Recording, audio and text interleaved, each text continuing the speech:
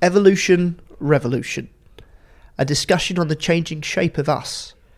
This podcast series has grown out of some articles I've written, which you can find in the show notes. LifeLine Church is undergoing a transition. This is a critical stage for those who have grown up in LifeLine or joined along the journey to bring their unique contribution to the table, because those that have led for the last 40 years won't be leading for the next 40. As we continue the journey, we need to know what we need to carry with us, what can be left behind, and what needs to be developed. I hope this podcast, along with my articles, might provoke and inspire you to offer what you carry. Okay, excellent. So back here with me, Nick, and I've got Jamie with me. And we're here to do part 2 of Jamie's article about leading. The title of this article was Authority to Lead. So if you have not heard part 1 of this, please go listen back, because we'll be carrying on from there. So Jamie, could you talk to me about the difference between listening alongside someone and listening under someone? Okay, so this is where I butcher the Greek.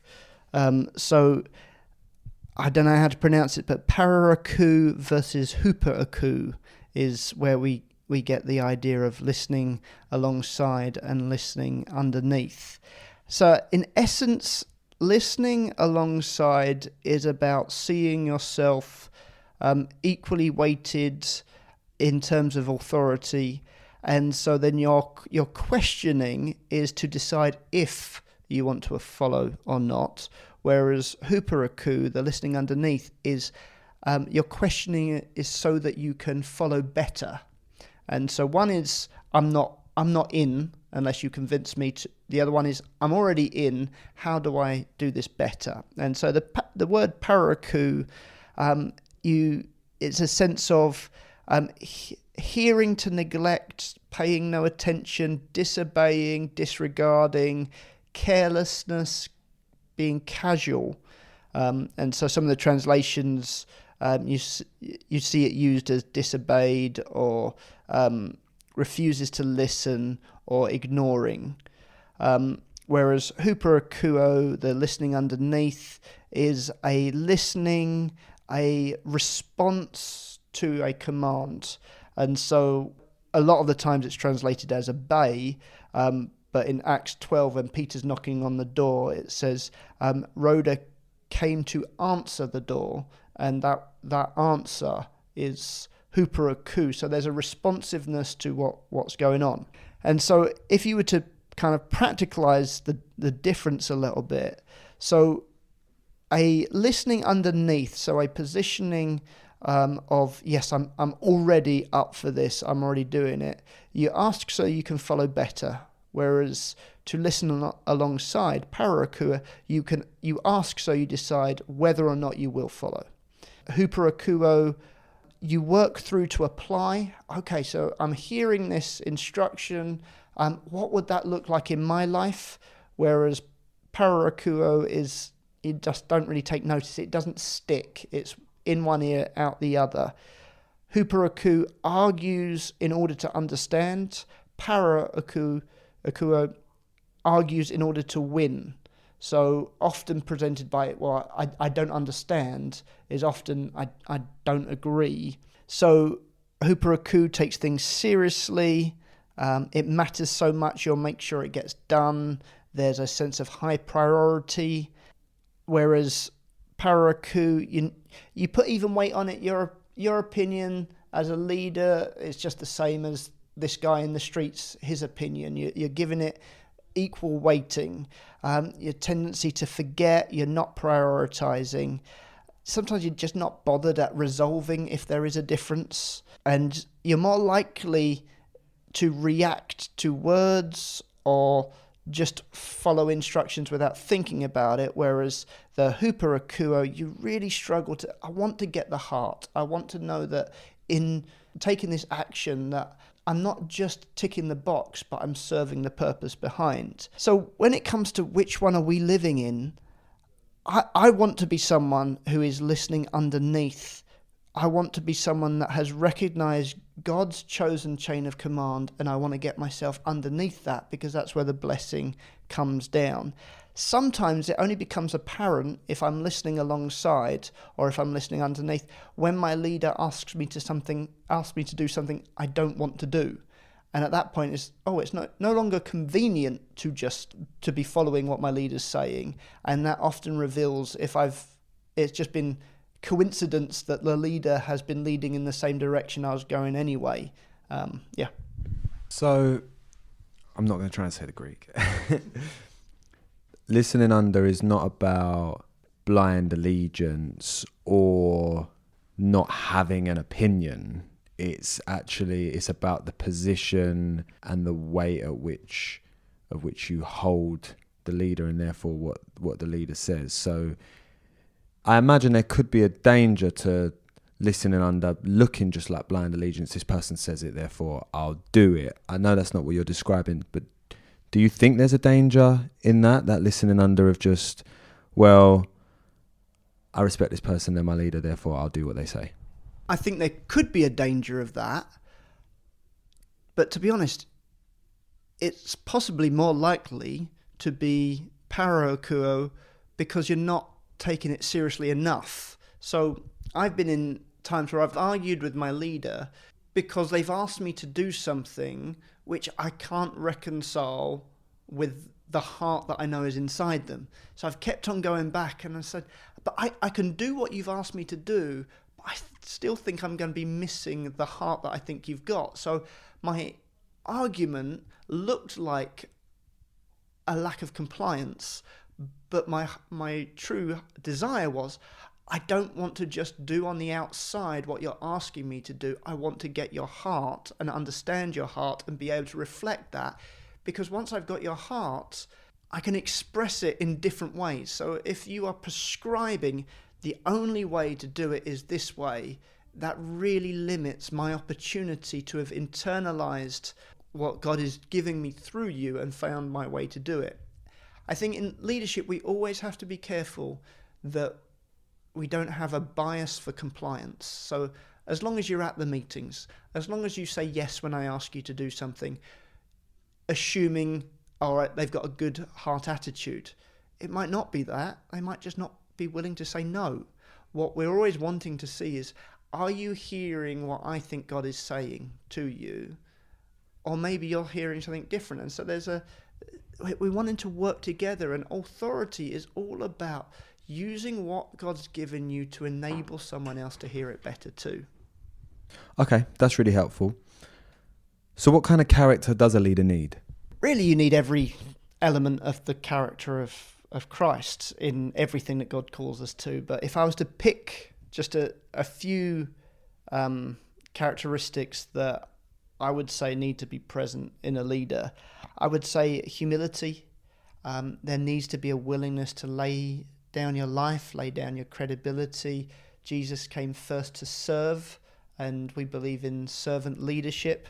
And so you see that littered throughout the Bible. But those that God has given authority to, you see in Revelation, that the elders lay down their crowns. And so there's always a willingness not to stand on position, but be willing to lay down what we have. And I think within that, there's our understanding that what God has started on this earth started before I existed, and it will continue after I'm no longer breathing oxygen on this planet.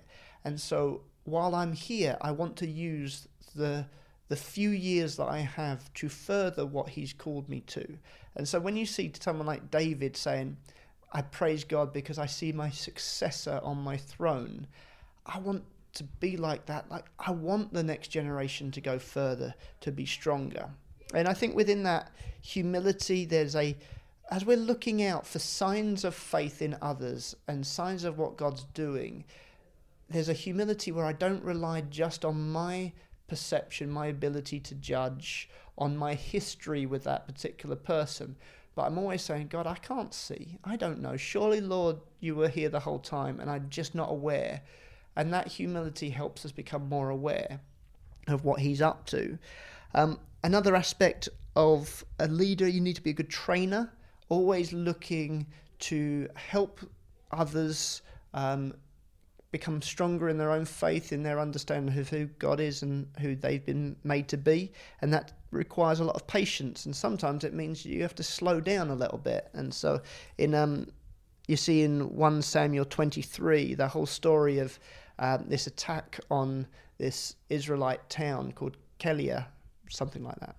And David hears about it and he says, God, should we go and defend this city? So David's currently in hiding in the caves because Saul's trying to take him out.